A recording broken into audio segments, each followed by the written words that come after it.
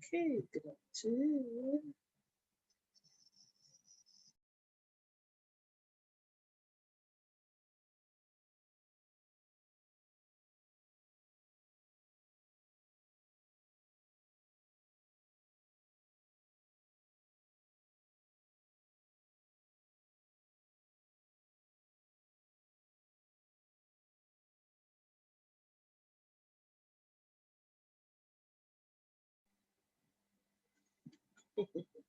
Okay, good afternoon, everyone. I'm sorry about that.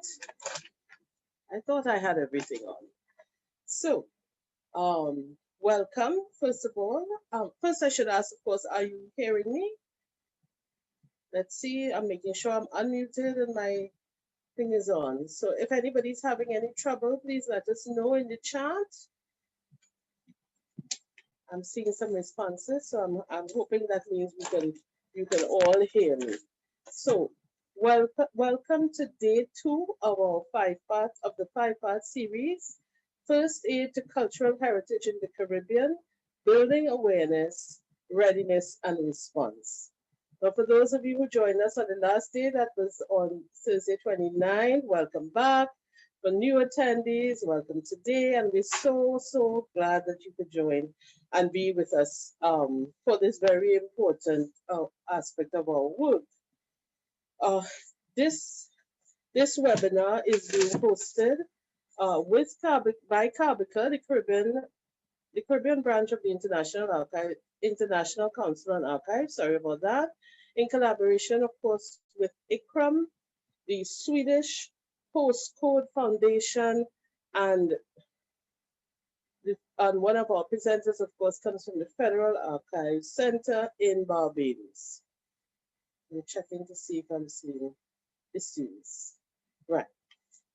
So, just to get the formalities out of the way, this work has been conceived within the framework of the ICCROM flagship program on first aid and resilience for cultural heritage in times of crisis, and its capacity building project on Culture Cannot Wait, Heritage for Peace and Resilience, supported by the Swedish Postcode Foundation.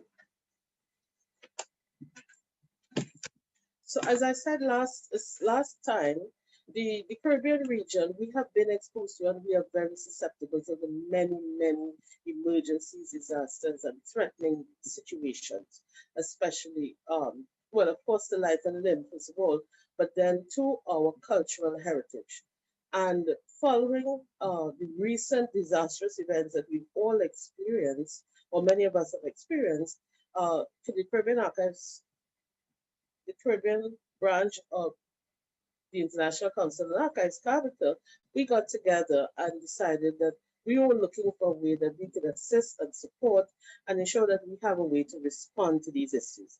And this is one of the first activities that we will be doing following, that we are carrying out following that event.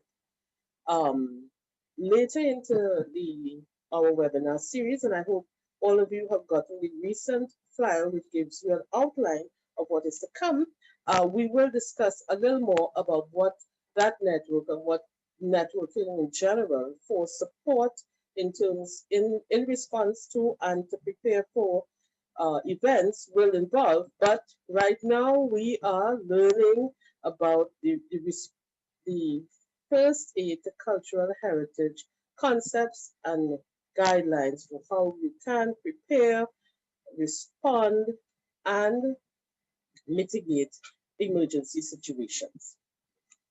So our team today will include our panelists, and I'll give you a brief outline of their background just in a short while. I myself am Avril Belfon, well, as I said, for 2 hats here. I am the government archivist at the National Archives of Trinidad and Tobago, but I'm speaking here as the president of CABICA. We also have 2 panelists presenting today and interacting with you, and periodically we'll see our admin support. This is Ariana. She will be monitoring the chat and ensuring that we can cover our questions and so on, any issues that arise. Just so that you're aware, this session will be recorded and is being recorded, and it's also being live streamed on YouTube for those who prefer that platform. Following the last session, and there were some people who had a lot of challenges getting on, we also created a Google Drive folder, and I hope some of you have also gotten that email with that link. So you will be given, we will be sharing material and content and information there for you. So don't worry, you'll get access to the slides, as well as from the first presentation, as so many persons missed it, the recording is, there's a link there to the recording on YouTube. All right. As we go through, we do want the session to be very interactive, and we really appreciate your comments and your feedback. So to ensure that everyone is heard and you get to participate, we ask that, well, by admin, you are muted, but we ask that if you have a question or burning issue, you place it in the chat. At the end of each presentation or this segment, we will certainly be having a question and answer, a Q&A section. But even if you have something to raise before that, you can put it in the chat, and we will, as I said, that will be monitored. And then urgent issues, of course, if you're not hearing, if there's a problem, please let us know immediately, and we'll try to sort that out. Everyone is generally muted by the administrator, and if you need to be heard, you can use the raise hand feature or the, as I say, put the information in the chat. Okay, I think we've covered most of the outline stuff. So our today presenting for us will be Mr. Samuel Franco and Ms. Halcyon Wiltshire Busby. They are both of them persons who were trained under the ICCROM FACT training. They were both the alumni of that training. Halcyon more recently, but Samuel has been doing this for quite a long time and in many areas. So I'm going to give you just a brief outline of their bio, and then we will move straight into the session to see. So Mr. Samuel Franco is a sound recording engineer and videographer born in Guatemala with former professional experience in commercial music recording, in the commercial music recording industry. He has been the director of ICCROM, an audiovisual document center and museum about intangible cultural heritage of the Mayan community of Guatemala and other indigenous communities around the world. He has participated in ICCROM's First Aid to Cultural Heritage in Times of Crisis 2015 course and its follow-up certification, Leadership in First Aid to Cultural Heritage in Times of Crisis in 2018. He has since been providing disaster risk management training to professionals for museums, archaeology sites, archives, libraries, municipalities, civil protection institutes, schools, etc. in Guatemala, El Salvador, Costa Rica. And he has been a member of several professional associations. Currently, he is the member of the Disaster Risk Management Standing Committee of ICCROM and conveyor of Blue Shield Guatemala. Halcyon Wiltshire Busby is Assistant Archivist to the West Indies Federal Archive Center, Cave Hill campus in the Caribbean, and also Officer in charge of the Registry's Record Services at the campus. Ms. Wiltshire Busby has worked in the field of information management for the better part of 16 years. She possesses a Master's of Arts degree in Archives and Records Management, Cultural Studies, and also a BA in History with International Relations. She has pursued also this course in First Aid in Cultural Heritage and is our representative on this. She forms part of the Carbica Chen, which is the Caribbean Heritage Emergency Network Steering Committee, and also she's a member of the executive of Carbica. So having introduced both our speakers, I would like now to hand you over to Samuel, who will begin with a recap of our last session. We will have an exercise going forward, and then two presentations as you've seen in your outline. So Samuel, I open the floor to you.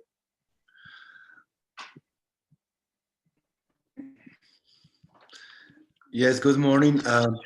Good morning, everyone. Thank you, Avril.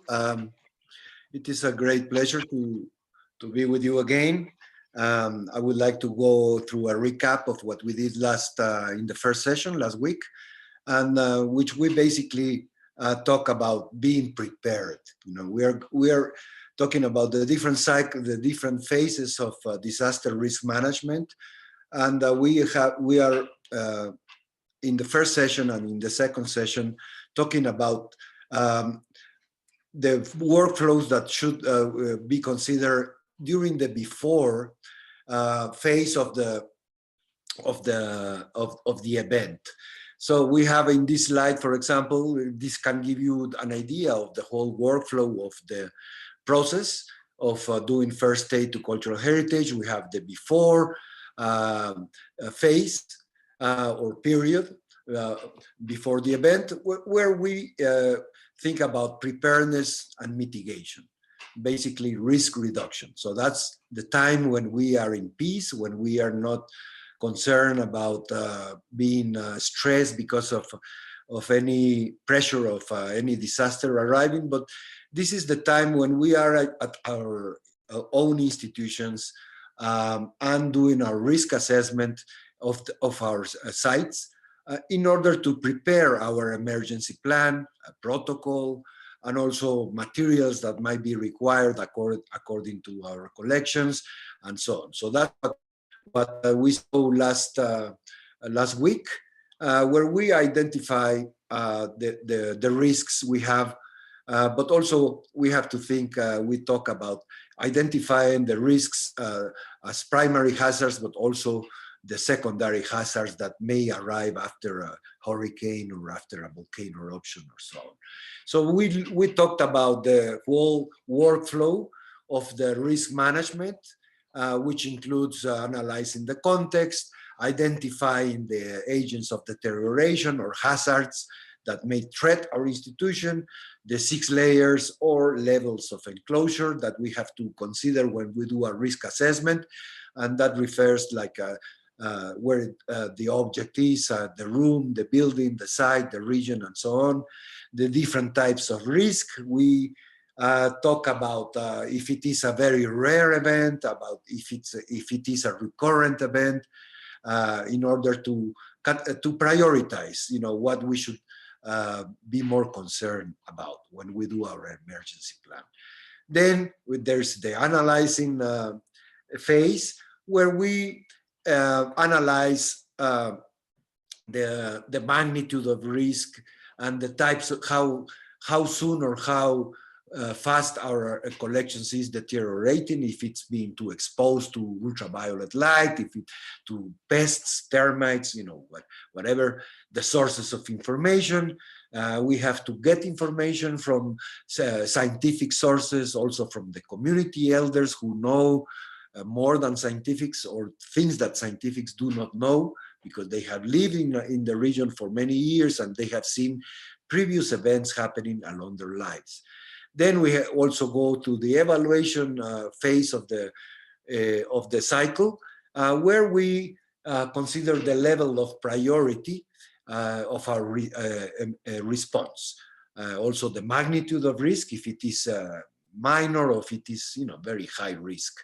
And then the treat phase, where we talk about the 5 stages of control, like avoid, block, detect, prevent, and, you know, which are how are we going to mitigate once we have identified our risks. When we are in peace and before any emergency, we can think of ways how to mitigate the risk if we have a leak in our walls, in the roof, and so on.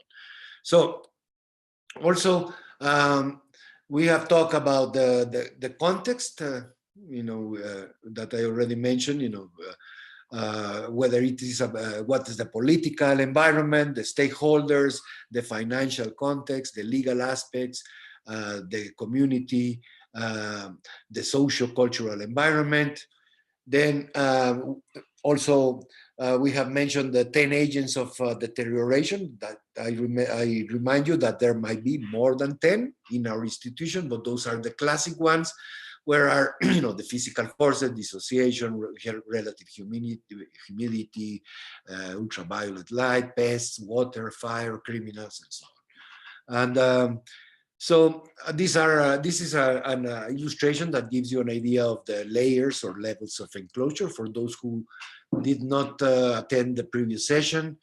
Then we are talking about maps. How to communicate risks. We have to use maps for those first responders that may come to work on a fire or something inside our institution, but they have never been there before. So it is important to have floor maps at hand, so they know what how the building looks like, or where they should go. Also, we should have our map of values. What is the most valuable piece of our collection? If we only have 2 hours to evacuate, we have to think of what is the priority, which object or which part of our archive or our museum is collection. It's more important. We also talked about the loss of value, how often or how fast these events happen. Then the evaluation, to evaluate all this amount of risk. We have fire, water, theft, ultraviolet light. There's a scale that we must that we will identify after doing our risk assessments, and that will, after comparing the risks, it will give us the design, or to how to what is the priority, which is our major hazard, fire in this case, or water, or vandalism. Then we also talk about mapping the risks. So this can give you this very graphic and very useful image, so we can immediately identify what is on the top, red scale, the most dangerous or the most dangerous risk, the hazard that may affect our collection. So, and also, like I said, the treating phase, where we talk about the 5 stages of control: the avoid, block, detect, respond, recover. And then scales and combining, these graphs to combine levels and stages. So that will give us, what to prioritize. So that's a basic overview. Then selecting the best options, we refer, how are we going to mitigate this? If there's a vandalism or security, we may buy a camera system, or we may buy a sprinkler for a roof if fire is a threat. So we have to consider the different options, budgets, and what works best for us. And finally, we talk about monitoring, which is always an activity that we should conduct periodically, either weekly, monthly, daily, to monitor how we are mitigating the risk. If there is relative humidity, for example, if it is very high, let's say last week it was at 70%, but we have treated it with dehumidifiers or extractors or so on, then we can monitor a couple of weeks later if it came down to 50% or so on. So that was a little overview of what we thought. And then according to this information that we provided, we kindly ask you to conduct an exercise at your institution in order to, using these parameters and this manual, which is downloadable as a PDF from the ICCROM site. Then you can practice at your own institution and teach also your own staff of how to conduct risk assessment. So that is basically what we talk about in our first session. And now we're going to have Halcyon getting through some reports that we got from the homework or exercise. We asked the participants last week to use a form that was sent to conduct, this risk assessment evaluation, risk assessment activity at their institution. So we have had some answers, and I will kindly ask Hudson to come in to go through these reports, please. Thank you very much. Hello and good evening or good afternoon all, and good morning, depending on where you are. Ariane, I don't know if you could speak. So we thank you all for filling out, those who filled out the forms. It's greatly appreciated. And thank you to those who have acceded to actually going through the forms in this forum. So this form here is from Evelyn Thompson. Evelyn, are you there?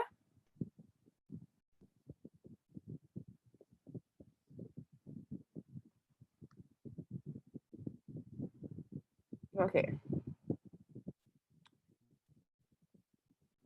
Okay, so Evelyn is there, Ariane. So you'll have to unmute Evelyn. Thanks. Sure, I'm gonna unmute her now. Okay, thank you.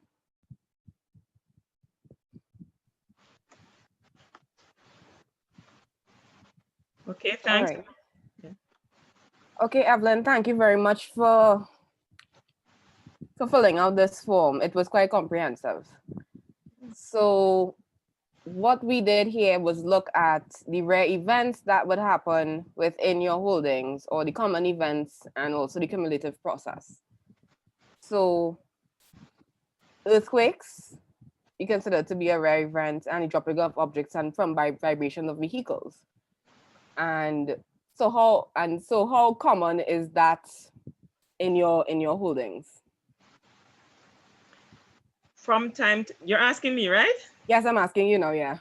Okay, earthquake, we know, because we're all in the Caribbean region, no, it's relatively rare in terms of occasionally we might have more than one per year, but generally speaking, we'd have one every few years, sometimes quite a few years pass before we actually have any earthquake.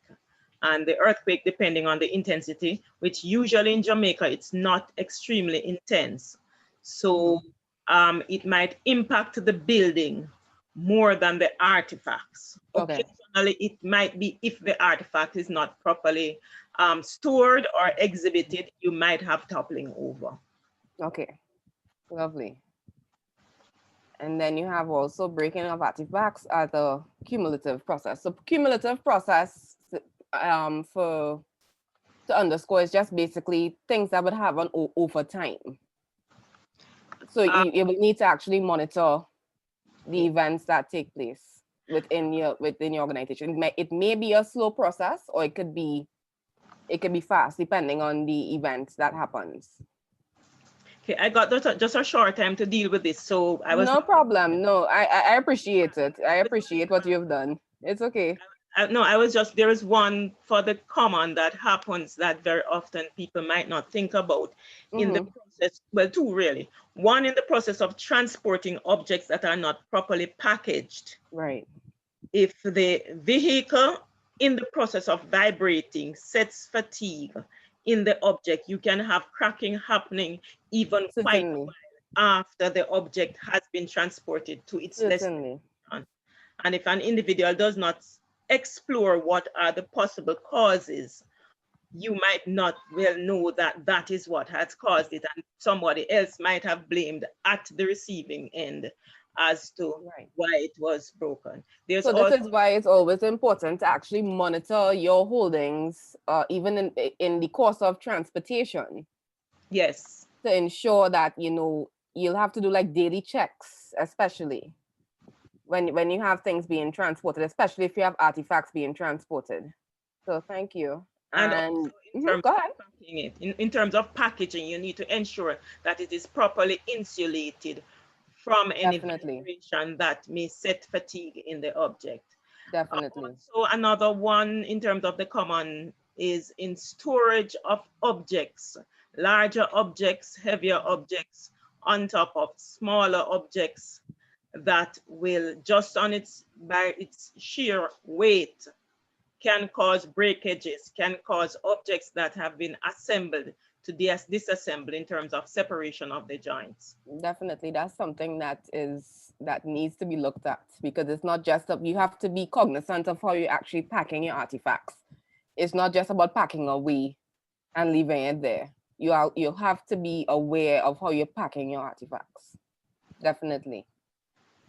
So as we move along, we're looking at the stealing of artifacts. So this is a rare event, and the loss of information. So in terms of the cumulative process, you have here loss of artifacts and reduction in information regarding a collection and a site of which it is obtained. So this is so what you're trying to say here is so the paperwork that goes along with the collection itself. And you remember in the previous session we had, we spoke about the intangible component of our heritage. Any object which is tangible has an intangible component. And therefore, once you lose that object which is tangible, you have also lost the intangible component of the object. Because ultimately the object is to speak to us. It is supposed to provide information to us. And if we have lost it, we have lost that information to some extent. Most definitely.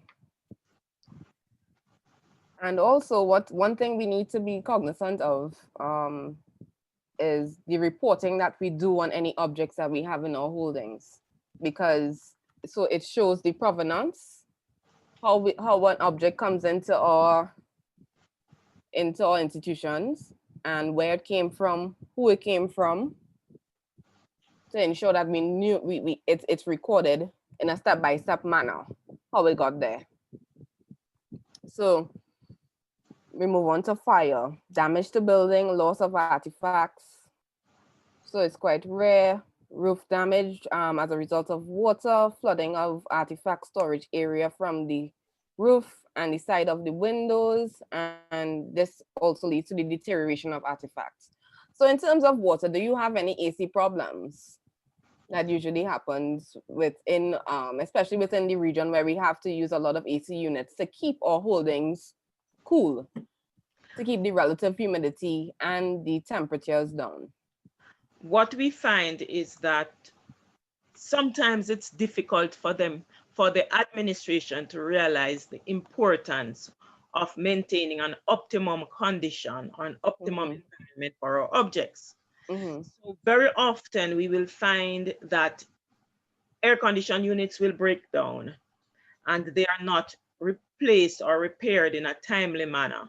During that breakdown time, there is going to be great fluctuation in the relative humidity. And that is going to wreak havoc on the objects that are in storage. So what you raised a really valid point. So what we need to do within our institutions to impart to our stakeholders, especially the higher up, so to speak, usually we have to provide them with reports and so on to show this is why we need to have the AC units running at the optimal level, and they will have to be changed out from time to time. Regularly serviced. And regularly serviced. Right. So we see you have a rare infestation of rats and ants, and you have to keep out termites and roaches, and you have damage to containers and cupboards and shelves, which is cumulative. So do you carry out pest controls regularly? Regularly, it's a very interesting word. Yes, it does occur, but not sufficiently in a timely manner. So very often it is a knee-jerk reaction. It's a response to a request. And given the limited the limited funds available, we will have funds being deployed to what seems to be more critical until this becomes critical. So tends to be a great challenge that we have. Okay. And moving along, we look at pollutants. So you spoke to of gassing of artifacts and motor vehicle exhaust. So I'm assuming that you're close to a thoroughfare, Yes, whereby, yes, right? we're in downtown city, and Okay. consequently, vehicles are always passing by, and the storage areas are not completely isolated. They're not completely sealed, and that is why I mentioned earlier on the roof damage, because most of the artifacts are stored below ground level, in a basement, and consequently, rain seeping in, rain going in. Just yesterday, I noticed Anne-Marie is online, so Anne-Marie can testify to that. Yesterday, we had looked at the artifacts in the basement and took extensive photographs, and in the process of preparing reports on water seepage into the storage area. Into the storage areas. Yeah, this is something that we all battle in the region. Yes. Especially during the rainy season, during the hurricane season. Water just makes inroads to certain parts of the repository that you wouldn't even think of. So you always have to keep looking at your repositories, keep looking at your buildings to ensure, there are no cracks and the windows are sealed properly and so on and so forth. And as we move forward with the UV light, so you have something here with the EMR falling on paintings coming through the windows and uneven expansion. So and the fading of colors on the painting. I don't know if you want to expand a little bit for us there. Okay. I am widening it beyond light and UV, because infrared is also, though of less energy than visible light, also carries associated with it heat. Yeah. So those three are the three that are usually the main culprits in the electromagnetic radiation spectrum. So they'll fall on things like painting, and most of us are very familiar with paint fading over an extended period because of light rays falling on it, because of UV, which sometimes we're not even conscious of, because of infrared radiation that falls on it. So eventually, over an extended time period, we have the fading of the light. If, for example, we have, and I speak again from experience, some stone objects that might be on the outside, or stone that might be stored near a window, and light falls on it, I should say electromagnetic radiation falling on it, we'll find that over a period of time, particularly when we have in the evenings the getting intensity falling, we technically have a fluctuation of the energy that it is being absorbed. And very often you'll find that it is the fluctuation. For these and the others below, it is the fluctuation that tends to be even more critical than what the actual value is. So that fluctuation continuously causes expansion and contraction, and eventually it cracks. It cracks. It will crack. It will definitely crack. Yes. And that is what is going to cause us to cause a break in these objects. So within our repository, so that segues into the incorrect temperature and the incorrect relative humidity. We're in the Caribbean, and we have high levels of temperature and high levels of relative humidity.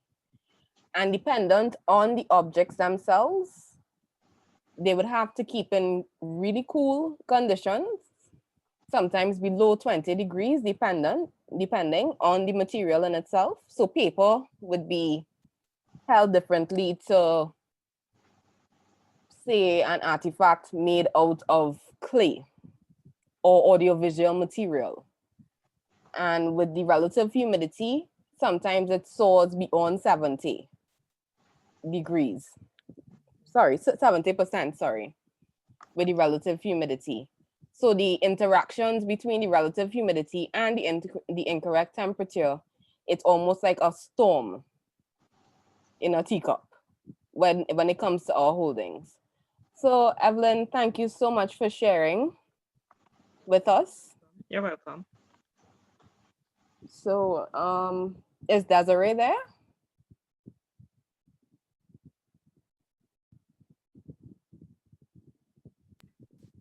Yes, Desiree is there. I'm gonna unmute her soon. Okay.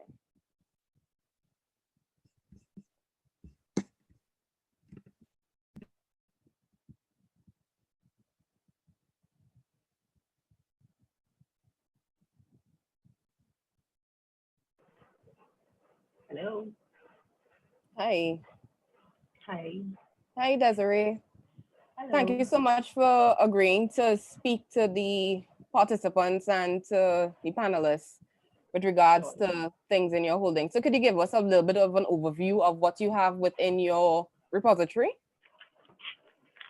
Okay, so at the audiovisual and micrographics branch of the National Library of Jamaica, we have for audio material, CDs, audio cassettes, LPs, 45, and audio reel-to-reel.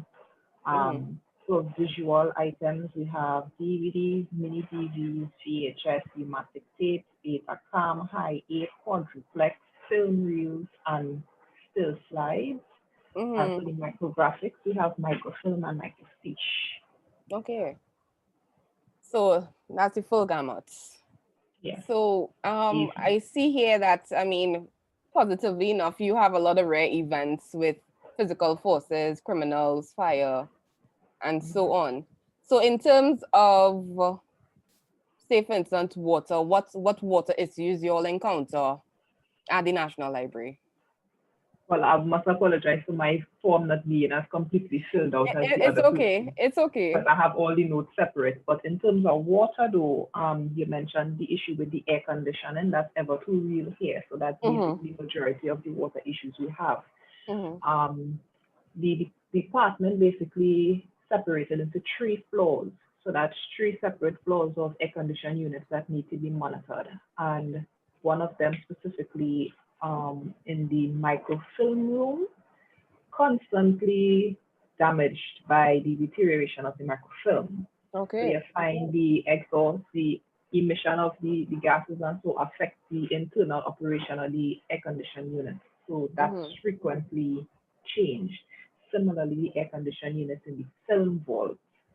So we have a lot of issues with malfunctioning air conditions and the condensation and the dripping and so. So that's a concern that has to be addressed. Other water issues would be from the pipes. We had a pipe leak the other day in the processing room for the microfilm. So yeah, plumbing issues. So that's basically a constant. We have to keep assessing. You have to keep assessing and yes, and working in conjunction with your maintenance department. Most definitely. Where but necessary. I will say that they are fully aware and have been appraised of the issue with the air conditioning unit. So it is actually something that is expected. So they have put in regular maintenance work for that. So we don't have a heavy overlap in terms of time for repairs when that's needed. So I must say that's a benefit. Okay, lovely. Moving along, so I see, well, in terms of incorrect temperature and relative humidity, that's a serious issue. Yeah, it's a serious issue. So have you all done anything to try to mitigate that? As I said, the department is broken into 3 floors. The building that we are currently in is not purpose-built for the storage of AV material. So the department is essentially situated at the top of the building, which would be the 3rd floor. So we are closest to the sun. Also, given that it's various air conditioning units that power the control of the temperature in the departments, when one goes down, it automatically causes a dip in the overall environment. And given that a lot of the various formats are housed in that same space, it can't be controlled to a specific format. So each collection is affected differently when there are these dips and waves in temperature. Yeah. So that's a serious issue that we are having in terms of controlling that. There has been the placement of some data loggers in some of the sections of the department in our attempt to measure what's happening, but it's not in every location. So that is in the works to have at least more data loggers properly positioned where these collections are. In terms of the relative humidity, what has been done to try and mitigate that, for want of a better word, has been the purchase of dehumidifiers that Right. have been strategically placed in certain areas. So Yeah. working with what we Well, have with the results. in the Caribbean, we need the humidifiers. So even at my institution, yeah, we can't do without them. And we Yeah. have to empty it on a daily basis, or in some instances, have it lead out to a drain to ensure that the water gets out.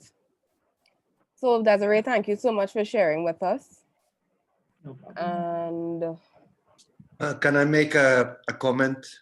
okay, yeah, go ahead. Yes, I would like to make a comment to Desiree. I think you have another agent that we have. It has not been mentioned. Another hazard that is very important in your particular collection, because you having a lot of. From what I've heard, I think you have a few audiovisual assets like DVDs, video cassettes, photographs, microfilm, and so on. And I think that's a very important issue to mention to all participants that, for example, one of the major hazards or threats that this collection have is the obsolescence of the whole, Obsolescence, yes. because Yeah. and that is probably more critical than your relative humidity and everything you're Physical. talking about, Yeah.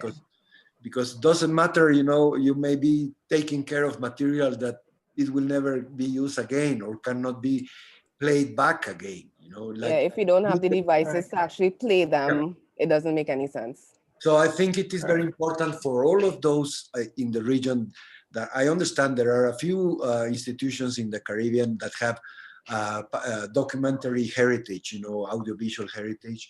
And it is very important to digitize it. I mean, and there is a very short, because we train with ICCROM, we train the SOIMA course, which is specifically on safeguarding audiovisual collections. And one of the major challenges is to migrate to to different formats. But whatever it's analog, like video cassettes, magnetic tapes, that already should be digitized. Otherwise, we estimated a few years ago with ICCROM SOIMA that by 2025 or even before, it will be too late. And I think we're already on the red line. If you have not digitized, it will be too late, because there will not be machines to play back your assets.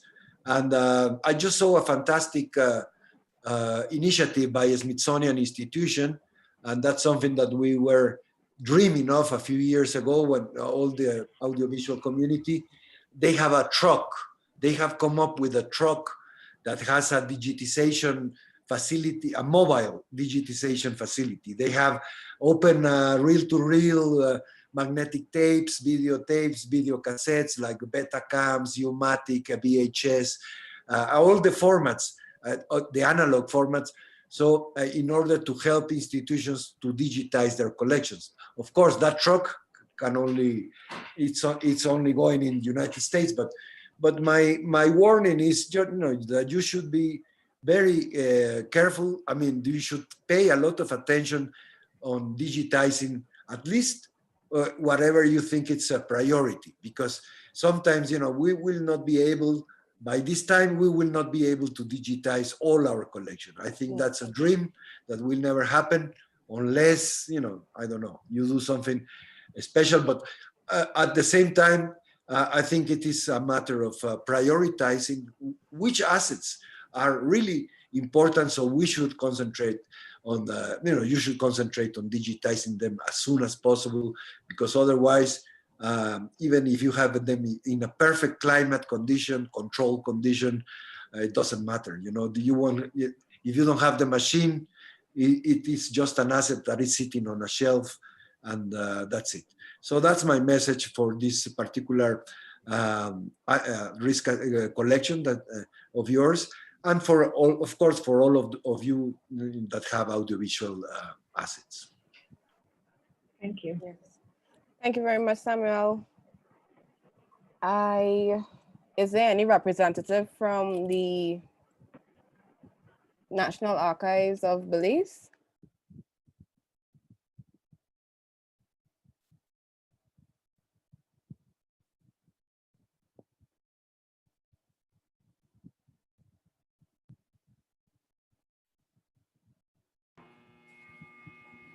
Hi, Hi, Sarah. How are you? I'm good. Okay, thank you for sending in your form. So we've just getting a little bit of feedback from your end. Sorry there. Right. So yeah, so this was done in conjunction with Jaleesa and Joanna. Yes. Okay. So you looked at physical forces. So those are rare events, criminal activities, rare events. So you're an archive. So I guess similar to where I work, you have a lot of water issues and pest issues. So I don't know if you could tell us a little bit about the pests you encounter in Belize. At the moment, like we get to see roaches, Mm-hmm. although they're not like very like it's not really a pressing issue, but we do get to see them around sometimes in our storage area. Mm-hmm. Um, and even though we have what is it? We treat them twice a year. Okay. Yes. So So you'll have a integrated pest management system within yes. the, okay. That's lovely. And that's something that in institutions such as archives, libraries, museums, it's always important to have an integrated pest management system going in there, something that is, on a timely basis.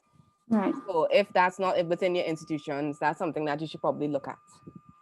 Right. And so in terms of pollutants, so where exactly is the archives located? Is it close to a major thoroughfare or is it away from the roadside? Where is that? For the pollutants, we were mostly thinking like when users would come in and request to use the records, Mm-hmm. like with their hands mostly. Okay. So Our handling. So that was yes, okay. yes, So has mhm. sorry, Go our ahead, go ahead. building, our building is located. It's not like a major traffic area. Mm-hmm. I'd say it's like away from the center of the city. Okay. Yes. So that's what we were looking at with pollutants. And Okay. so right now we have in place like when they're accessing the like more older records, we give them gloves, but Mm-hmm. still like some of them would take their chances to not use it, although we keep them monitored. Yeah, people like to take a chance. Yes. Yeah. So I mean, within all with all these rare documents, we have to be so ever so careful in Yes. terms of how our users actually interact with the documents. Yes. So and putting things in place to correct that. So you see we have rare events with UV light and the temperature and humidity and disassociation. So is there anything pressing within your, so what types of materials do you keep within your archives? Okay, so we have our storage rooms. We have three separate storage rooms for the paper records. The newspapers are kept on their own, Okay. and the other they're joined to each other, but they're in separate rooms. And we also have one room that is in another section of the building for the audiovisual material. Mm-hmm. So, and that is the one that I would say is more concerning to us at the moment. Okay, so that's They, something you have to look at. yes, the AC is like a central unit, Mm-hmm. and their section, which I would say needs to be much cooler than ours, Yeah, is definitely. is not cool. Okay, so that's a our, precedent you all have to deal with at the moment. So I yes, hope you all get that resolved as soon as possible. yes. Okay, thank you so much for sharing, Sarah. I Welcome. appreciate it. So, so participants, this just gives you an overview of some of the challenges that we face within our repositories and the things that we have, the 10 agents of deterioration that we have to look at within our repositories as well. So hope you enjoyed this task. And for those of you who haven't yet completed the form, still use it within your institutions to just give you a guiding post as to what to look for in terms of the 10 agents of deterioration. So back to you, April.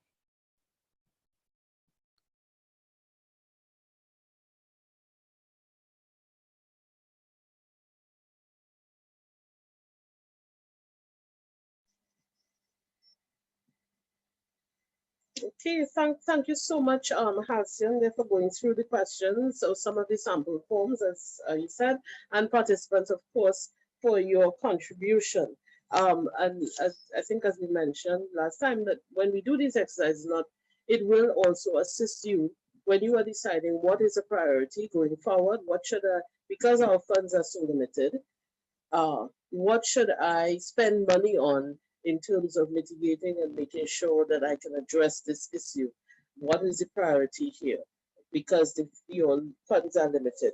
One of the examples I saw on your form, you said fire is rare, but I wanted to add that it's so devastating, there's literally almost no recovering from it. So although it's rare, we still have to make sure and put things in place that will mitigate against it. So, and thank you for those who sent in, like, for the examples, the new examples, the issues that weren't necessarily on the forms, is your storage of large objects on top of other objects. We actually had that in our archives to the point that it bent the shelves over time because the registers were so large and so heavy, the ones underneath were getting damaged in that. And we had to, what we did in the end was split the shelves so that we only had like 2 items per shelf space and so. So sometimes we think we know all the issues that are in our repositories, our storage areas or whatever, but there are issues that are there that may be just becoming worse over time and we don't realize. So monitoring, constant monitoring is really important. At this point, I believe I will be handing you over to Samuel, who will then go straight into case study. Oh, I'm sorry, before I do that, in case, are there any questions, comments, or issues coming out of this segment that persons want to just highlight? I was taking a quick look through the chat. I noted Evelyn's comment about digitization, and that is also really important for AV. Yes, we digitize, but we need to monitor in terms of migration of formats so that, as we know with the digital environment, things are changing so rapidly that you may have it in one format. We have to ensure that it is going to be accessible over time. And as formats change, we have to monitor that. Not only for replay, sometimes things are not supported, and sometimes in transferring, you also get issues of loss of quality, etc. when you do migration. So there's really a lot to think about. That's a whole next exercise when we talk about the care and the management of audiovisual material. And I know Sam, that is close to Samuel's heart, so he'll probably give us loads of tips on that. If there are no other questions or issues on this area, we move straight into Samuel. Samuel, I'll be opening the floor to you now. Thank you, April.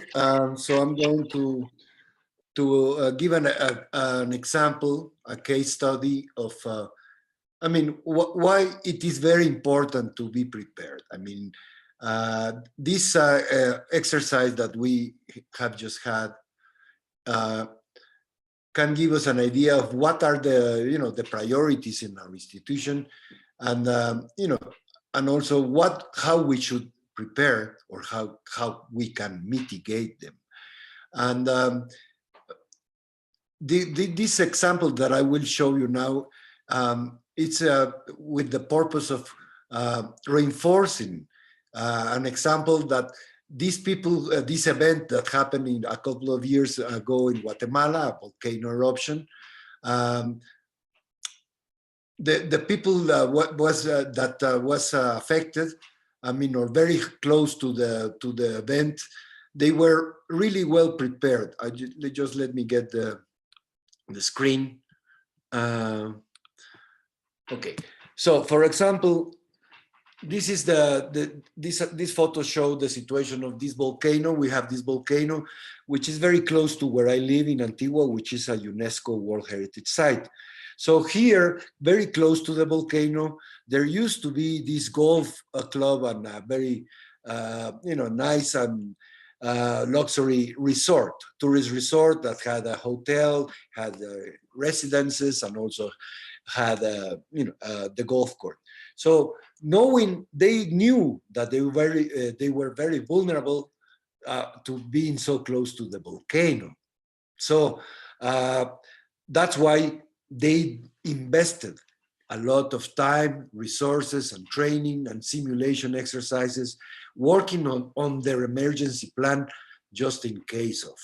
And unfortunately, this happened. I mean, they knew that someday they may have an emergency being so close. So it happened in June 2 years ago.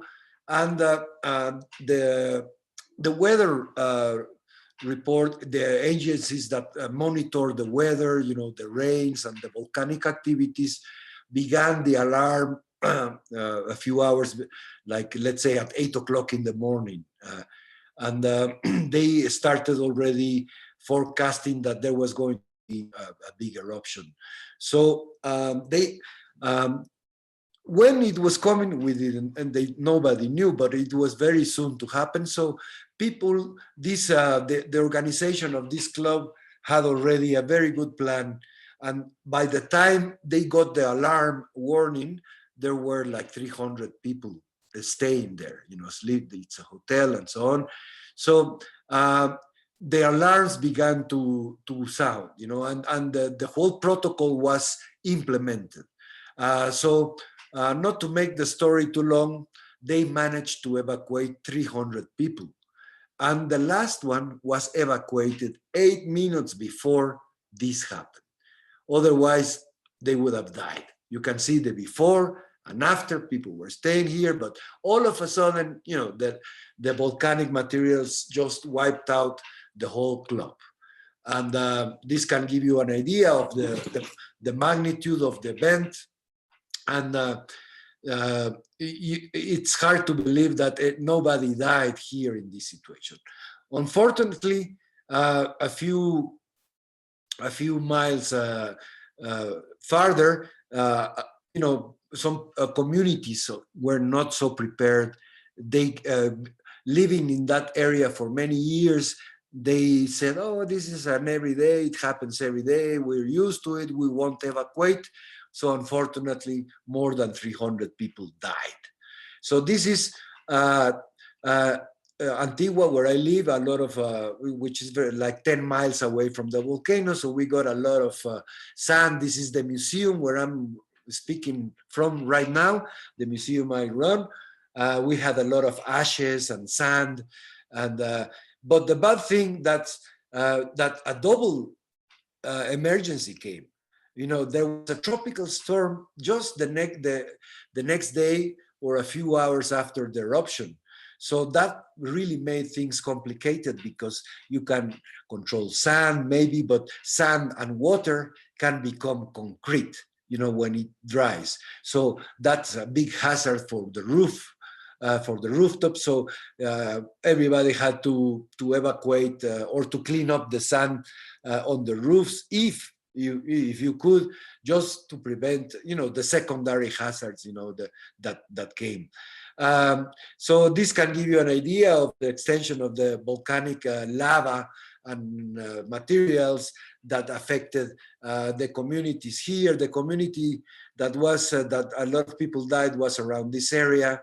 Antigua, the heritage site is here, so fortunately it was not affected, only, apart from sand and stones. So to conclude this, for those who are not so familiar with the materials that a volcano can produce, lava is the red and hot in liquid state and black when it gets cold. The pyroclastic flow are toxic gases with stones and volcanic material that comes down at the soil level. And the lahares are water mixed with volcanic material, which could be cold or hot, and it runs through rivers and ravines and gullies and so on. So the conclusion of this case is that, if these people would not have an emergency plan, they did the risk assessment like we are doing now. They did it in their site because it's not a museum, but it was a whole site. They rehearse with simulation exercise because that's part of the risk management. That is not only theory, but you have to do these simulation practical exercises with your staff, with your team, because that can be very useful in times of emergency. So now, I don't know if I think I'm going to make a pause. If there is, in case there are some questions or Q&A, or somebody wants to know a little bit more about this before I continue.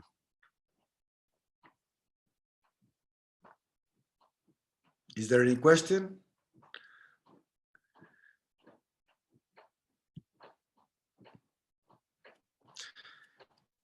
Okay, so at the end of the following presentation, the presentation that is following this, you may think of a question, because this is all connected. We are now leading into, we're still in the before phase of the event, of the emergency. So that's why I put this example of how these people was prepared to mitigate the risk. They couldn't save the physical infrastructure, but human lives are the priority. In this case, a lot of heritage, which was, maybe not a cultural heritage because it was not a museum or an institution, but all the physical infrastructure was destroyed, and all the furniture and whatever was in there. So if it had been a museum or something, well, first of all, I don't think you would like to put a museum near to a volcano, but just in case, you never know. These people wouldn't have had time to evacuate any of the collection or the physical materials. Just people, which are always the priority. The humanitarian is always the first thing. So now we're going into evacuation. And evacuation, it's a process that can happen in two different phases. It can happen before the event. For example, you all are in the Caribbean, and you are more familiar with hurricanes every year, the season. Just ETA just went by last week, or still here in this area. We're getting a lot of rains this week from ETA. And so whenever a hurricane is coming, usually you have 3-4 days of warning, or some time of warning. So that is not the case with an earthquake, or volcano eruption can give you maybe a few hours, like the example I just mentioned. But hurricanes might give us a little bit more time. So evacuation can happen to protect equipment, to protect collection or heritage before the event happens. And also there is evacuation post-event, evacuation of collections that survive an earthquake or any event that could be the post-event evacuation. So I'm going to go through this manual that you can also, not the whole manual, but guided by this manual, which is also an ICCROM and manual with UNESCO. They produce it, they publish it. Like I say, it's available and downloadable as a PDF on the ICCROM website in different languages. All these manuals are in Spanish, in English, French, and it's called Endangered Heritage Emergency Evacuation of Heritage Collections. So when should we evacuate? I mean, we should evacuate when the current location is unsafe. In this case, if we are worried about a Hurricane K coming, your collection might be unsafe. Also, when you have identified a safer location as well as a safe route to take your collection to, then you have a complete inventory and a list of priority items to evacuate. That's why I said before the map of values. It's very important, in your collection, to map what are the most valuable objects in your collection. Like in my museum, we have a few objects that we try to to encourage or communicate our staff. If there's a fire, if there's something, please remove this and that objects if there is time, because probably we will never have time to evacuate the whole collection, or there might be huge pieces, huge objects that are not so easily to transfer.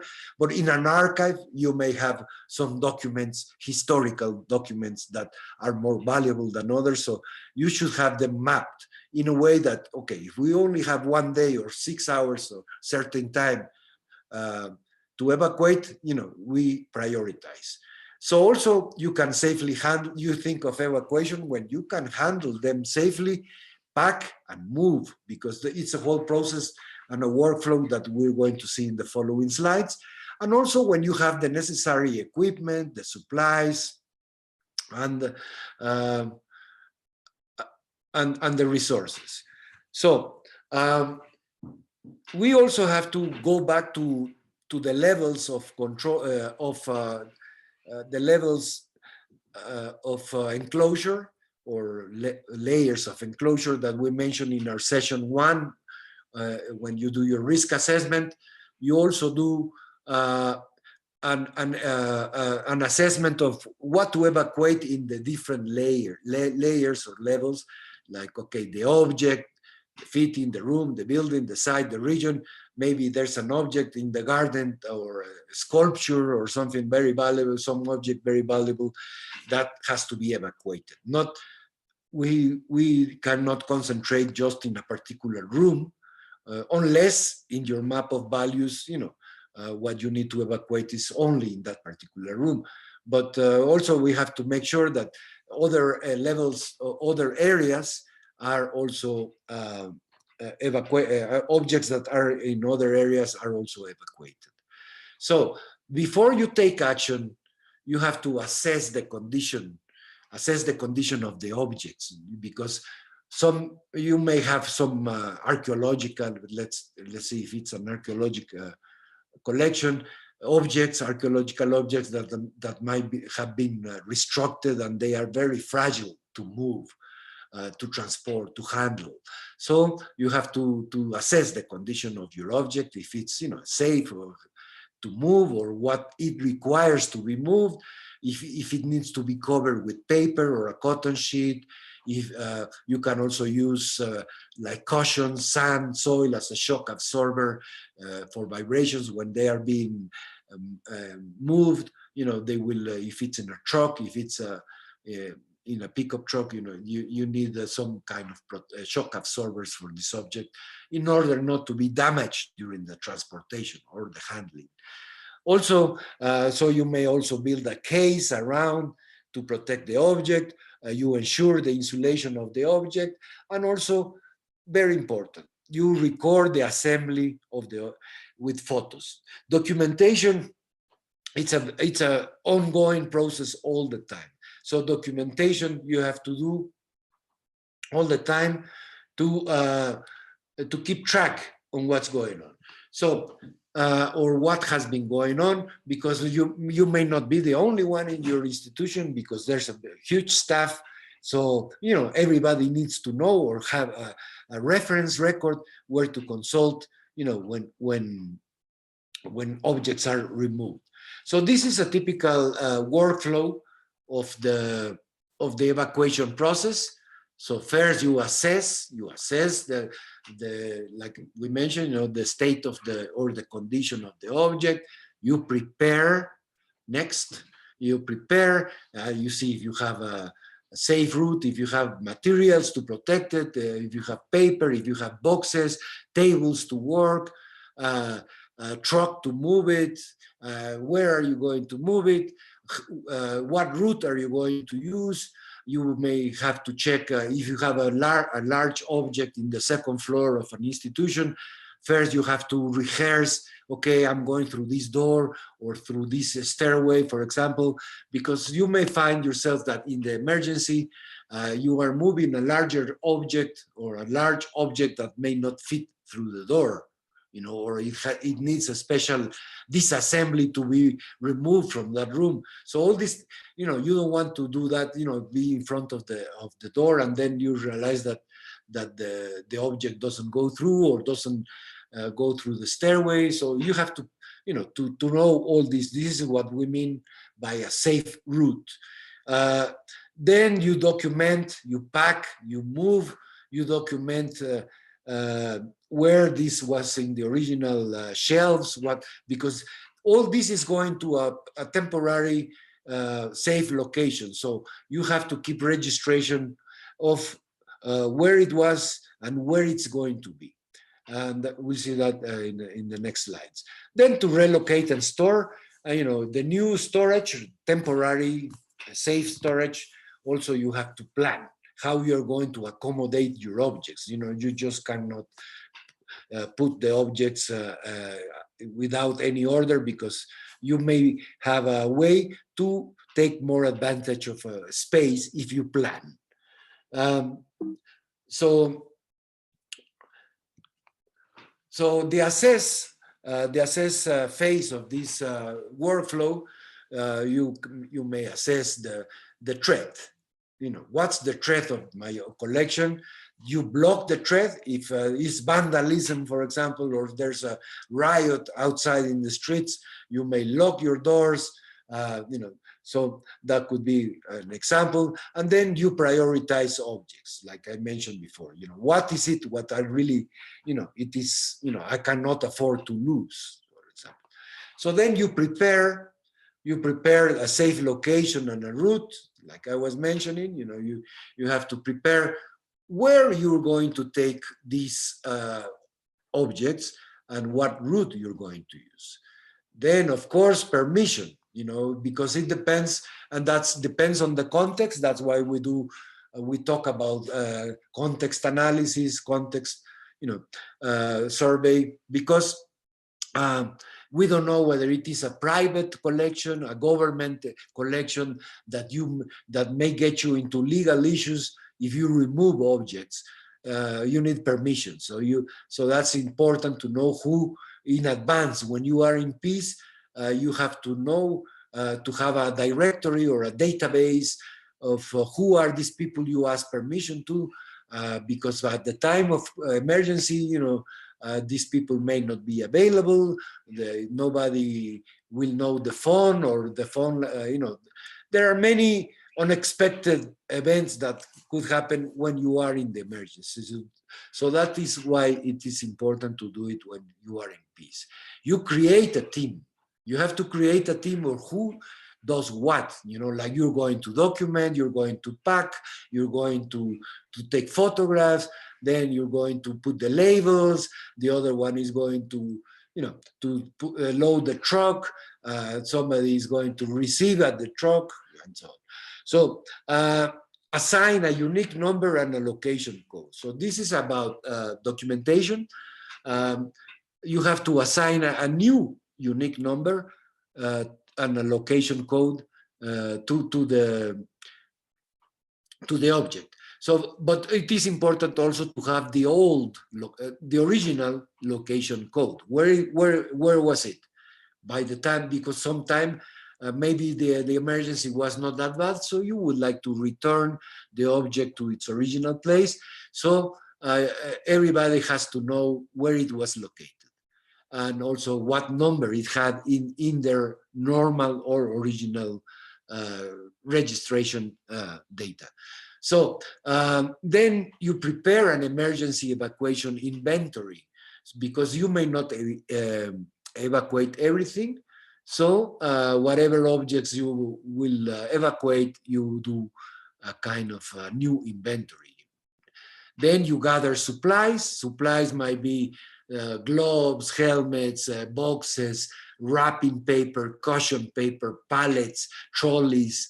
And that's why also it is important, and in the before phase of the emergency, to have like your own kit, first aid kit in your institution. And I am not talking about the first aid on bandages or alcohol, you know, for humanitarian. I'm talking about these these supplies that you must have stored in your museum or institution, your archive, all the time. Because, for example,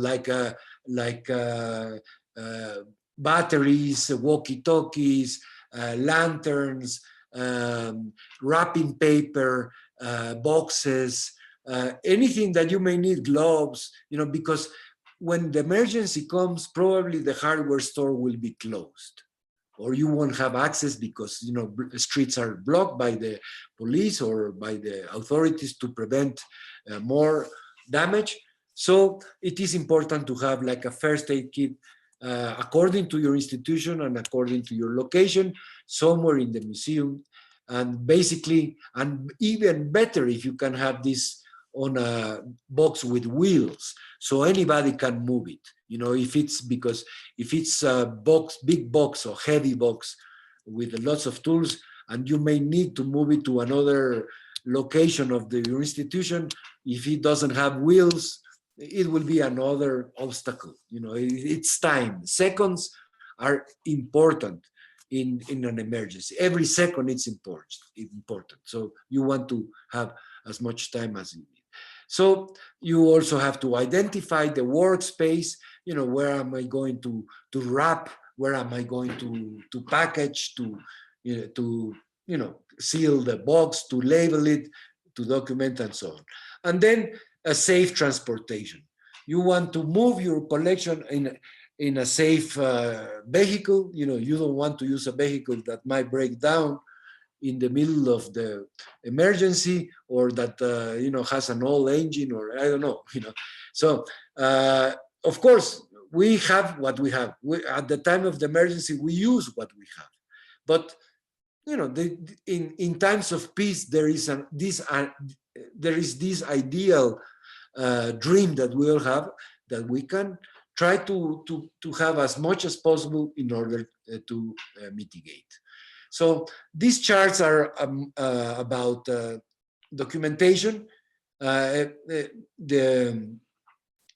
you prepare your emergency inventory, you have to think about a lot of elements like, okay, what is the entry number, the previous number of the object, the assigned identification number, the type of objects, the materials, the dimension, the length, width, height, weight, original location code, then photo or floor plans of reference numbers, new location, photo or floor of the new plan reference number, and so on. So documentation is very important. So this chart in this manual can give you an idea of what you should document. So in order to the next phase of this evacuation process, you can document, you can pack and move. And so for this, you need first to organize what you're going to, how are you going to pack? Because there are smaller objects, larger objects, fragile objects, and some, so you have to organize, the different objects in your collection. Then you fill in this number 2 part of the workflow of the documentation, pack and move. You document. You fill emergency evacuation inventory, and then you prepare your workspace like we talked before. You pack the objects, you label, track and move, and then before going in the truck, there's somebody who does a checklist of what is going to go on the truck. And also at the other end, where this truck is going to, there should be another person making documentation of or registering what is receiving, because we want to avoid thefts. For example, if somebody stops the truck and steals or something get lost during transportation, we can identify when we retrieve, when the truck arrives, that something is missing, you know.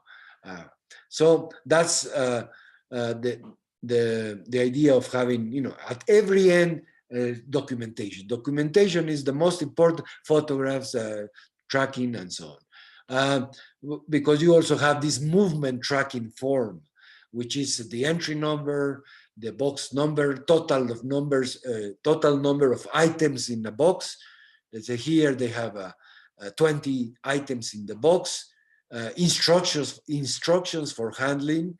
If it is glass, handle with care. If it's porcelain or ceramic, you know, it has to be handled with care. So you have to label the box, not only mentioning that it's fragile, but the position, like upright position that the box should be stored or moved or handled. Who dispatched it? The date that it left your institution. What kind? If it's more than one truck, what number of truck or courier, you know, the vehicle number that was used to move this particular box, the date received, the box number, if it's several boxes, total number of items in the box, received by, and then, so you keep track of, you know, if everything arrived complete. Then also you can use this type of labels around the objects, but labels are important, and you have to make sure that they don't fall. I mean, you have to really use a very good, proper way of labeling. So then we're talking about the relocate and store. Once it goes in the truck, then arrives to the other place, to the temporary safe location. So you prepare this space. You have to identify a safe place in your island, in your region, in your community. Where could I take, apart from the shelters of human lives? I mean, because I know in the Caribbean, when there are hurricanes, of course, there are always shelters in schools, in gymnasiums, or big places. But you have to consider that this will be a shelter for cultural heritage. Sometimes, if there's depending on the limitation of the infrastructure of the area, the region, the city, the community, you may have to, if there's only one gym or a school, you will have to find out if you can use a room of this school or a space of this gym. But then you have to be very careful with security. You know, if there are many people going around or nearby, you know, that could also be a hazard for your collection or for the objects you have moved. So again, for relocation and store, we do, there's the project, the process, we sort the objects, we record the new location, we secure the objects that are being moved, and we report and we monitor. So these are continuous processes for evacuation. Then finally, this is a plan of, for a floor plan, how you can organize your objects. So you can sort of make a grid, like one numerical line here and alphabetical here. So let's say I have moved a ceramic glass from 15th century, let's say, and you will find it in a box that it's in the on one E. So when you go, when anybody goes into the storage room, instead of just wandering around, goes directly to 1E, because that's where the shelf will be. And then, of course, these squares or these frames that you see here are related to the size of the objects. You tend to put the larger objects at the bottom of the room, otherwise they will block the entrance for everybody. So, you know, it's a lot of logical issues, but at the time of the emergency, the logic, it's gone, So this is something that you do when you are in peace. So like I mentioned, all these procedures and more information you may find in this Endangered Heritage Emergency Evacuation of Heritage Collections Manual by ICCROM, ICCROM.org. So with that, I conclude my presentation on evacuation, and I would like to see whether you have any questions or or some comments that you would like to add.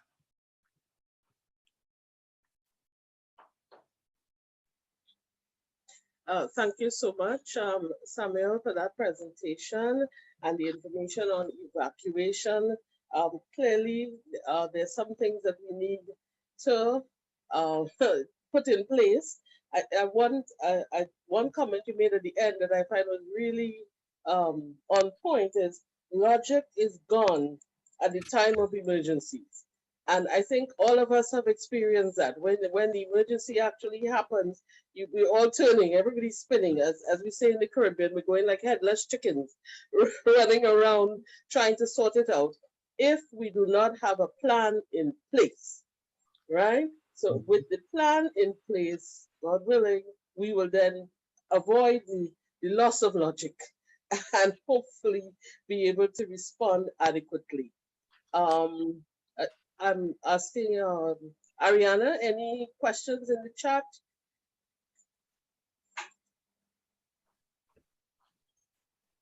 Hi, yeah, I've just unmuted Patrick, whose Okay. hand was raised. Patrick, go ahead. I think he's not unmuted as yet. I'm seeing him still as muted. Yeah, I've disabled it, so he just has to unmute it. Patrick, can you see the Patrick, go unmute ahead and icon? unmute yourself.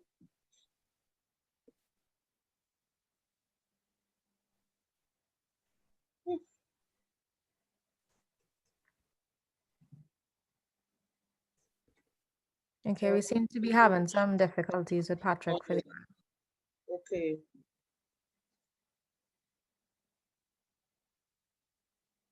Okay, so maybe if you can't unmute Patrick, you can add your question or comment in the chat. One of the other things that I noted out of the presentation, that issue of having the permissions in advance, especially for us where we have in some areas, as you say, it's a private collection, it's a donation or so. I mean, we don't think you need to put that like necessarily in a donor agreement, but certainly it should be documented somewhere. What are the conditions in case of emergency? I have the right as an institution to relocate, do this, do whatever. And those permissions are really important beforehand to ensure that we can act quickly to respond to any situation. Okay, so if we're not able to get Patrick's comment or question, I think we thank you so much, Samuel. I'm not seeing any others there. Ariane, other than that, is there anything else? No, I'm not seeing any more questions. Okay. Or maybe, I don't know if, in order to be more interactive, and we'd like participants to also speak. I think it is very important for you to speak because otherwise, we don't know what your needs are. So maybe if there's not a question, just before we move into, since we're doing fine on time, maybe a participant would like to share an experience of evacuation, good or bad. I mean, just if somebody would like to comment, and maybe not on what I've said, but on what you have already lived in your region and in your institution.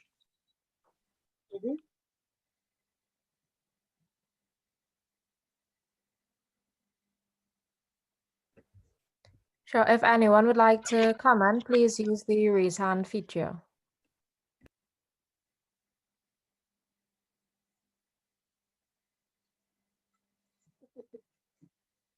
Now, don't be shy. Yeah, don't push each other. Just take it easy, one by one.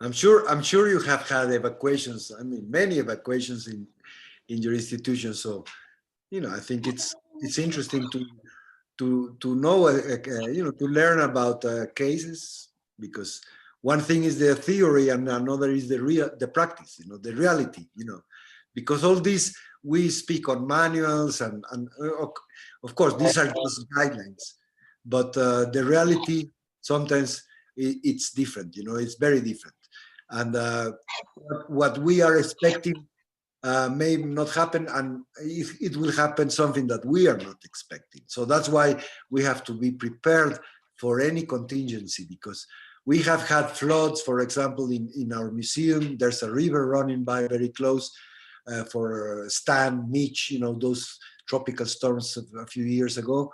And in the first tropical storm, the river just came from one direction that flooded part of our museum. And so we prepare for the next season, for the next year, let's say, or for the next storm, which might be 2 years, 3 years, or maybe next month, we don't know. And we were prepared to mitigate or to respond, to block, the stages of control that we mentioned, to block. In this case, it was to block the water from coming into the museum in the direction that came for this particular tropical storm. To our surprise, we had the next tropical storm a couple of years after. The river again went out of their course, but the water came from another direction, and we were prepared for this, for for the front. We protected the front where it came. So with nature, you don't know. Nature does not ask for permission. It just goes. We are in their territory. We are the foreigners in nature. So that gave us a good lesson. That we have to assess all the fronts and to be prepared for A, B, and C, plan A, B, C, D, because everything is very unpredictable. Also with volcanoes, a hurricane can return, can go down and then increase. So there's nothing written on stone. These manuals are just guidelines that can help us to mitigate, to prepare our plan, emergency plan, to prepare our staff, the resources, but that's all we can do. At the end, nature will decide, how it will end. Hi, Samuel. Maria raised her hand, so I've allowed her to talk. Maria, you just have to press unmute. Hello, can you hear me? Yes, we're hearing you. Hello, Hi, Maria. Ebro. Hi. This is Marla. It's Marla. Yes, hi. How are you doing? I'm good. Thank you for joining us.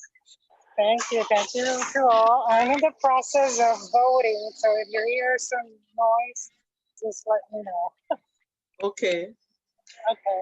I just wanted to share one exercise that we did, like a group. I was taking this also a workshop on how to plan for disaster and how to evacuate any important collection. And the exercise that was given to my group at the time was to identify the most important collection that the Institute of Puerto Rican Culture had. So we identified that very important collection, which were some paintings from, the 18th century, 19th century. And then the exercise was, okay, where would you evacuate that collection in case of a disaster?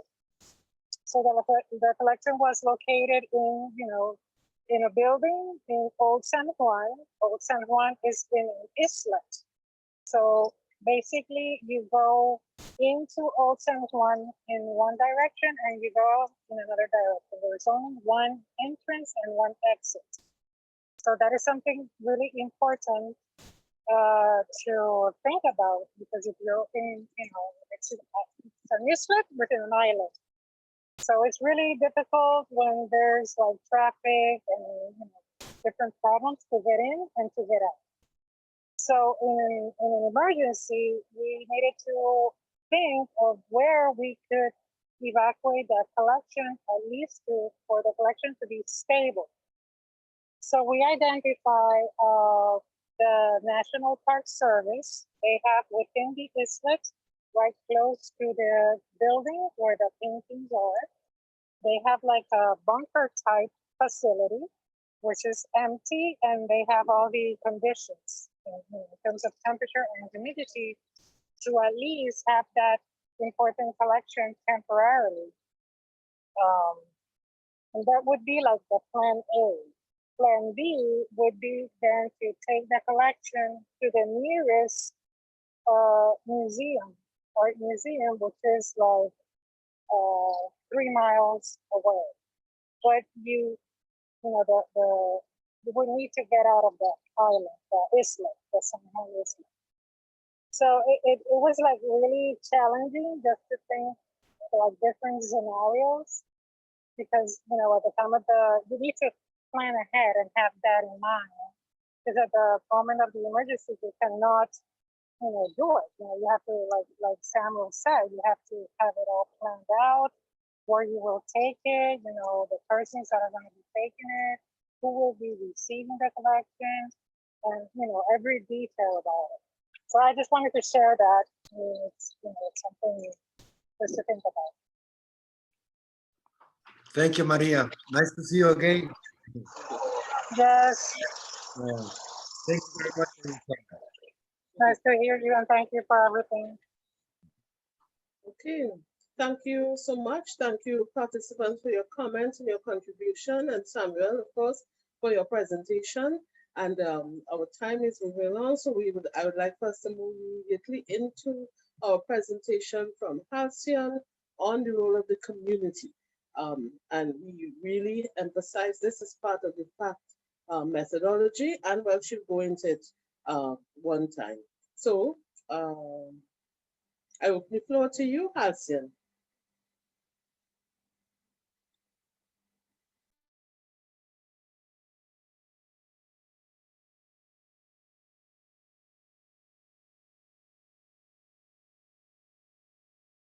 Are you seeing my screen?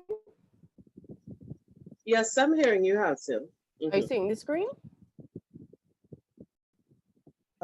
Yes, I'm seeing the screen. Yes, we see it. Okay, lovely. All right. Okay, so we're going to speak about the community impacts on cultural heritage first aid. How heritage institutions can be of help to the vulnerable in their communities. So what I want to reemphasize is the qualities of a cultural first aider. So you need to be resourceful, you have to be people focused, and you must be action oriented. If you don't have these assets as part of your being as a cultural first aider, it really is detrimental. So what can heritage institutions do in the event of a crisis? So with regard to supporting their communities in times of need, in some instances, the reading rooms of some heritage institutions, so within libraries, archives, even museums, can be utilized for shelter purposes and also be used as a secondary storage for materials. So we just spoke about evacuation and having one institution maybe in peril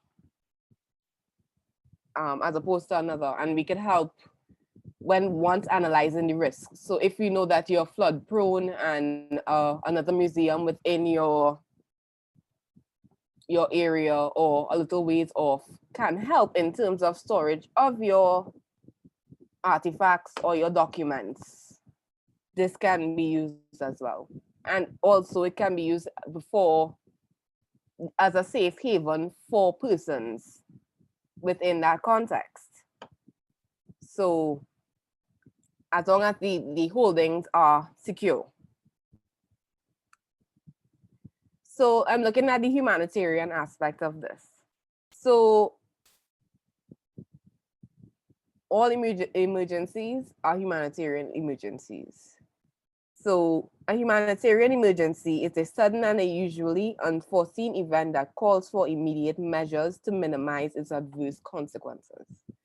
The event or series of events present a critical threat to health, safety, security, or well-being of a community or a large group of people, usually over a wide area. We can all be affected by an event. Disaster is no respecter of economic wealth, race, class, or sexual orientation. It can happen to any one of us, but more so to the vulnerable in our society. So I want to give a little story about an organization I just did some work with. This was the Pinelands Creative Workshop here in Barbados, where I'm based.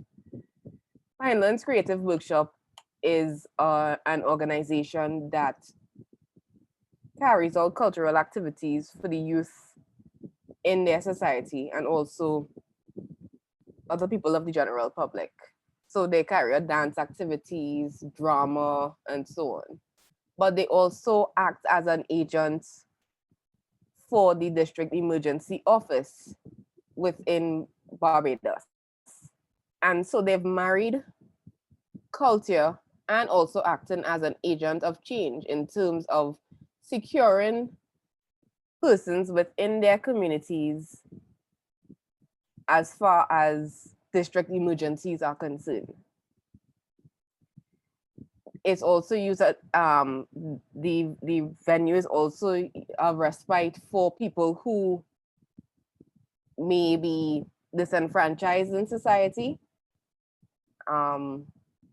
If someone wants something to eat or even to get potable water, it is open for that service. So they have married, as I said previously, the humanitarian support and also cultural activities in their institution. So collaborations with humanitarian DRM or disaster risk management and other stakeholders. This is quite important. So national focal points for the post-disaster for cultural work, together with the focal points appointed with other sectors in order to ensure that culture is taken into due consideration and that relevant cultural issues are properly addressed in humanitarian interventions. Because at the end of the day, you're dealing with people. So whatever we do within the cultural sphere, we still need to take people as a focus. So this presentation surrounds looking at what could happen pre-disaster and post-disaster.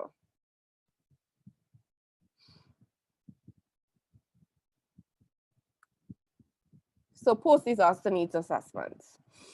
The main objective of a post-disaster needs assessment is to assess the full impact of a disaster, how it impacts the community, how it impacts the cultural sector. So we can't live without culture. Every day we live and we breathe culture. When we go to church, it's a cultural tradition. The markets we go to where we buy food, that is a cultural tradition passed on from our ancestors. So you want to aim to restore communities, but also look to reduce disaster risks and build resilience. So you build back better. So even in the event of a disaster, you work with your stakeholders to ensure that you build back better so that you continue your cultural practices. So a needs of recovery to provide the basis for a recovery strategy and also the resources for donor funding. These things comprise of a post-disaster needs assessment. Apologies for my voice. So going back a little bit here. So the pre-disaster baseline for a PDNA.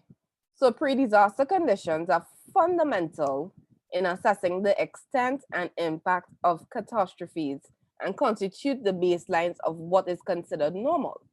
For example, whether structural changes in a historic building are due to a normal decay process or to a disaster. Thus, it is fundamental to understand the main features and mechanisms of the sector prior to the disaster, particularly to compare the changes between pre and post-disaster conditions. So it's not a case of, depending on the cultural heritage, it's not a case of just having an artifact or having documents within your holdings and you just leave it there. You have to constantly assess your holdings to see if there are any changes at all. So that's where the risk assessment comes in as well. Things that you can do before. So any changes that you see, it will be highlighted in the documents in itself.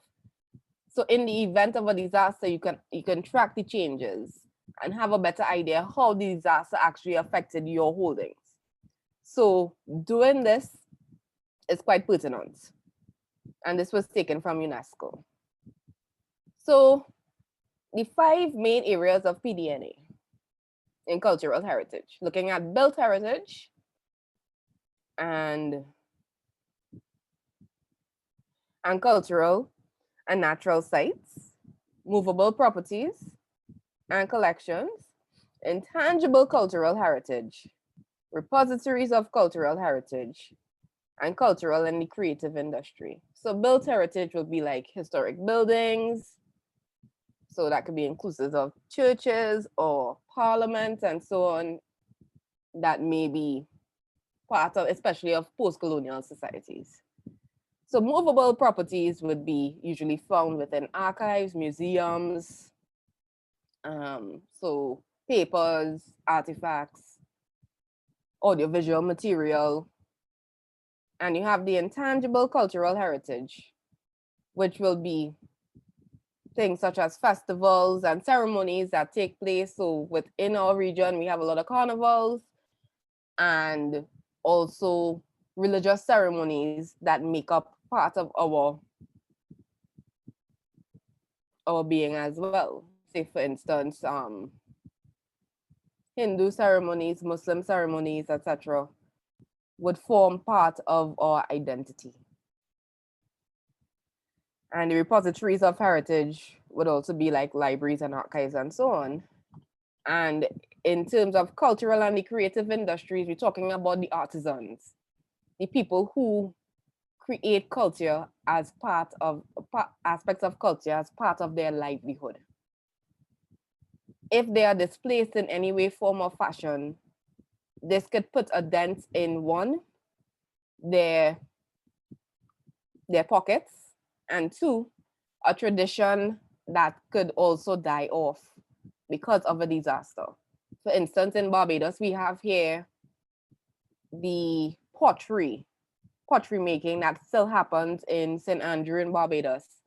Something that was around from the enslaved days, where they would make monkey jars for the collection of water.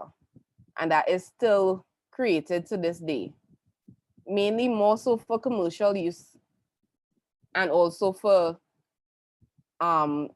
tourist consumption, in that people would actually go there to actually see the monkey jars being created by the potter, because it's made out of clay. So we have to look at all these aspects of our cultural heritage to ensure that it's there for posterity and for the next generation, and something that is actually carried on. So what we need to factor in is culture and community engagement. One cannot go without the other. So it's important, yes, to engage DRM specialists or disaster risk management specialists, government officials, and other stakeholders as it relates to disasters to cultural heritage. So facilitating access and initial steps for PDNA is both a rapid survey and a detailed analysis, because you need to know what's going on immediately. And then the detailed analysis can come after. So you have to have that foresight and be able to work within the emergency context as it relates to recording for PDNA purposes. Also, the reconstruction process and integrating the considerations for the cultural heritage in general framework and the development and planning.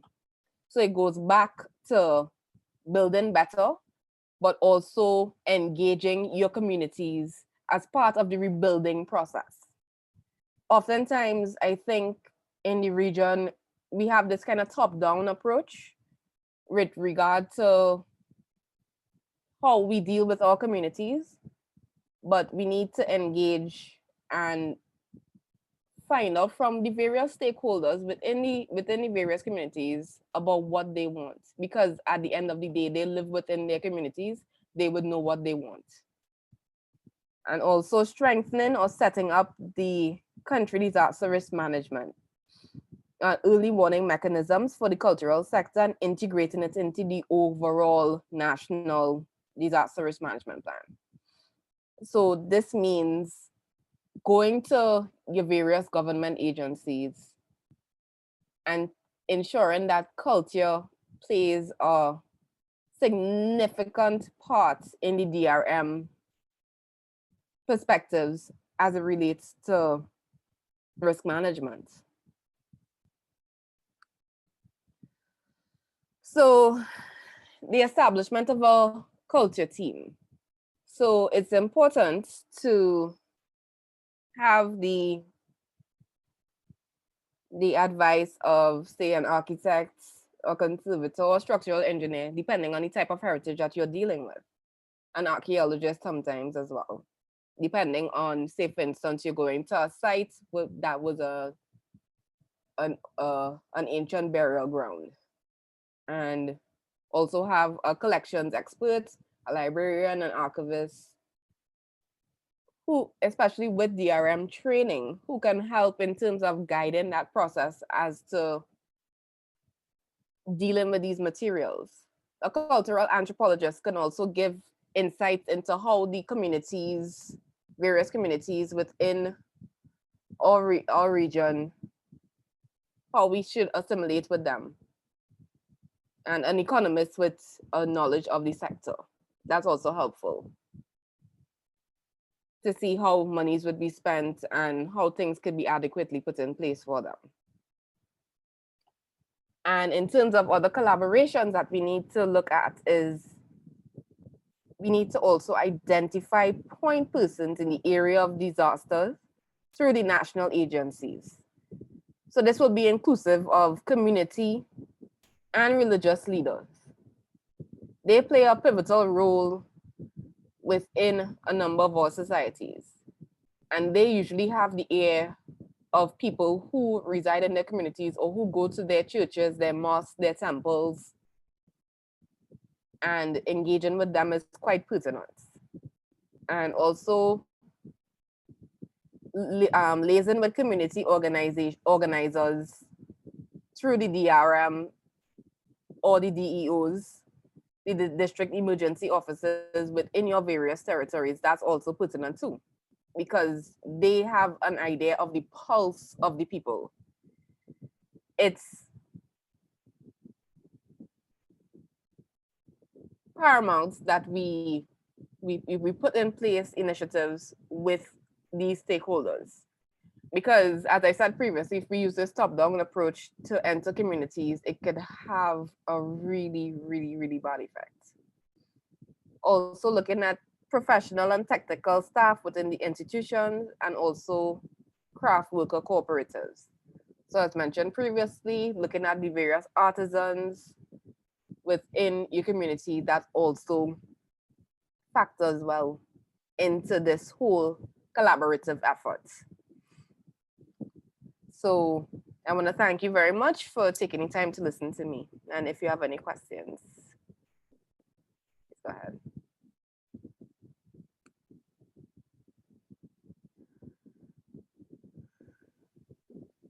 Thank you so much, Halcyon, for that presentation on the community and building those relationships with the community from in advance, as well as our role as first aiders. And I like that comment that we are, and I put it down that we are now all first aiders. We're all in this training here now to become, if we were not first aiders before, we are at the end of the day going to be first aiders and work towards training not only ourselves and our staff, but in our communities with our, I call them our neighbors around our institutions, to build that relationship, as well as with our established organizations such as our disaster response organizations, our army, the police, and so on. So we will build those those networks are really important to be in place before something happens, so that people understand the value of what this is, as well as you've indicated, what role we could play to support and assist. Ariana, are there any questions or comments in our list? I know we're just about on the cusp of our end time. I'm not hearing you, Ariana, sorry. No, they're currently none. Oh, okay, all right. So if there are no questions right now, I would just like to, before, one other thing I wanted to come out of this this particular section where we spoke about the community and the role of the community, the idea of early warning mechanisms and understanding and appreciating the knowledge which is inherent in any community and not taking it for granted. They live in the area, they live in the spaces, they live in the community, they understand when things may likely to happen, which in ways that we may never know. And so that what we call indigenous knowledge, that knowledge of the folks on the ground, and Hanson is quite correct, in our regional environment, especially in our post-colonial societies, we have this tendency to have all these big groups, big organizations, and they come in and tell you what it is. But there is a lot of knowledge and information that is really inherent in our communities, and we need to tap into that and learn about it and also respect it, so that, because it will help us in our work as first aiders. So I see that we're just at that moment of 3 o'clock, and it's really good that we were able to get on, to keep on time. I would like to thank, first of all, our presenters for sharing their information, the knowledge, and so on, their experiences with us. It was really very enlightening. And as I said, I had a few spaces there that I myself have some particular interest in. And of course, thank you, participants, for joining us today. We look forward to you continuing with us along the road for the rest of the webinars. There are 5 altogether. Well, we've just done day 2. So day 3, which is Thursday of this week, we will be continuing, and we'll be starting into the detail of the methodology. If you see from the program that we sent out recently, 3 steps of first aid, we're going to be introducing the whole method of that 3-step program, and we're starting with the situation analysis. Samuel mentioned, and Hanson as well, the importance of context and documenting the situation. So they will take you through that, and we will have some more exercises and so on for you to do. I would like to add that we're going to, Ariana, are we able to share the poll with them now? We want to just poll from you, how many of you, and I will give you the responses at the next session. We're going to put up the poll for, do you have evacuation sites prepared for your, if you had to move, and if you had to move your collection in case of an emergency. And it's very simple. It's a yes or no. We're going to analyze how that's going to work. how it is in our region. And as we did today, we'll probably start with a wrap up, an overview from the last, and then move into the new session. Do we need to remain live, Ariana, for them to do the poll, or can we? Yeah, I'm just gonna leave it up for a minute again for everyone to get to mute.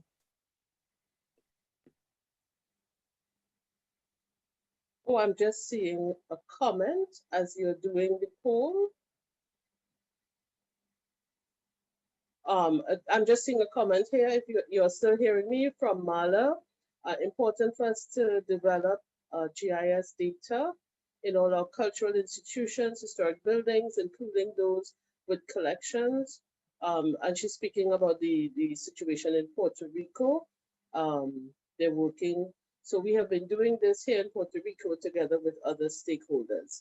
And we will also have to, I guess we could also think about that. How many of us have already been doing these things?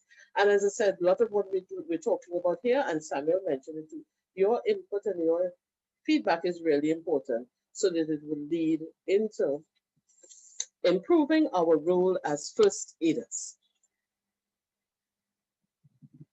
Okay, so we still have people adding to the poll.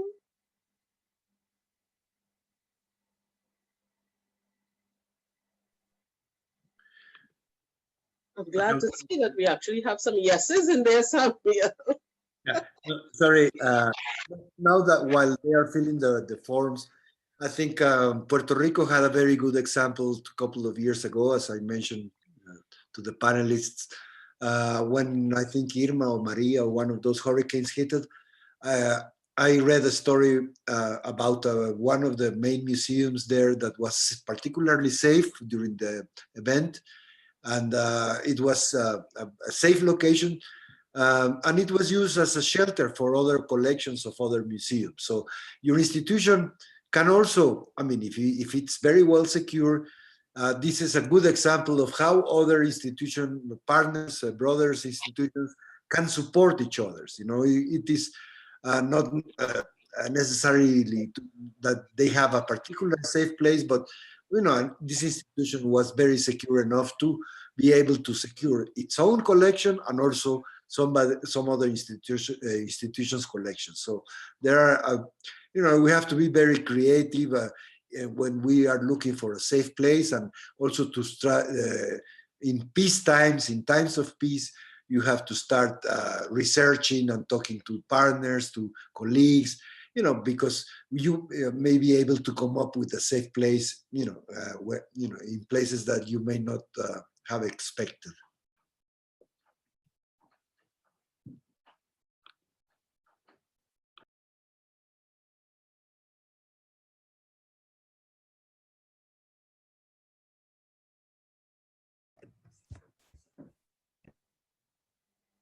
Yes, thank you for that comment, Samuel. I think if most people have voted, we can end the poll. Yes, no one else to add to the votes. And with that, I believe we will end our session today. Once again, I thank you for your participation, and I do look forward to seeing you, God willing, on Thursday afternoon of this week. Thank you. Have a good afternoon and do keep safe.